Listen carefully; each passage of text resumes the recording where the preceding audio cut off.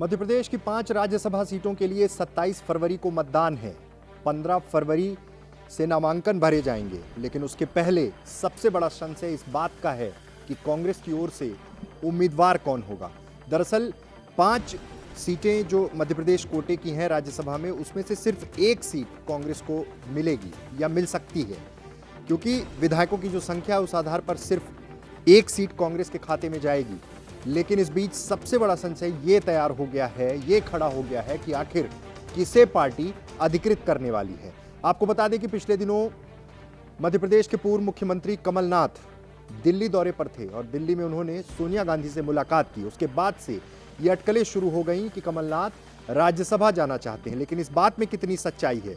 लेकिन इसी के साथ कल से जो एक घटनाक्रम शुरू हुआ, जिसमें प्रदेश अध्यक्ष जीतू पटवारी सहित कई कांग्रेस नेताओं ने एक मांग की कि सोनिया गांधी मध्य प्रदेश कोटे से राज्यसभा जाएं। इसके बाद चौतरफा ये चर्चा है कि क्या सोनिया गांधी जाएंगी। लेकिन जब से नामांकन शुरू होना है उसके ठीक पहले कमलनाथ एक डिनर जो कांग्रेस विधायकों के लिए उन्होंने भोपाल में आयोजित किया है, वहां पर ऐसा माना जा रहा है कि मन टटोलने की कोशिश है कमलनाथ की कि कौन विधायक क्या सोचता है, और अगर सब कुछ ठीक रहा तो कमलनाथ राज्यसभा जाएंगे।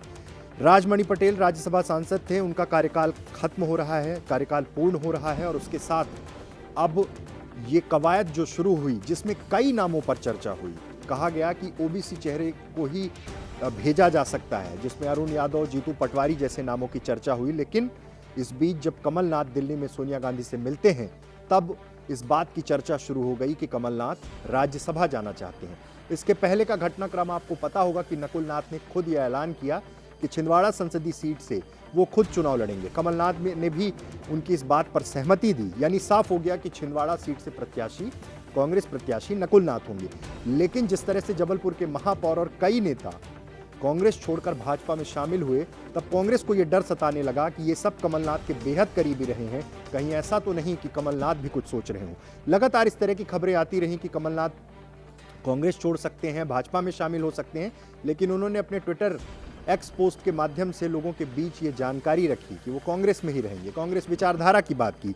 लेकिन अब सब कुछ रुका हुआ है, या फिर ये कहा जाए कि इस बात की चर्चा जोरों पर है कि राज्यसभा कौन जाएगा। और अगर सोनिया गांधी से मुलाकात के बाद इस बात पर फैसला हो जाता है या हो गया होगा, या फिर उसका अनाउंसमेंट बस होना है कि कमलनाथ राज्यसभा जाएंगे, तब की परिस्थितियां क्या होंगी। लेकिन फिलहाल कांग्रेस असमंजस में है।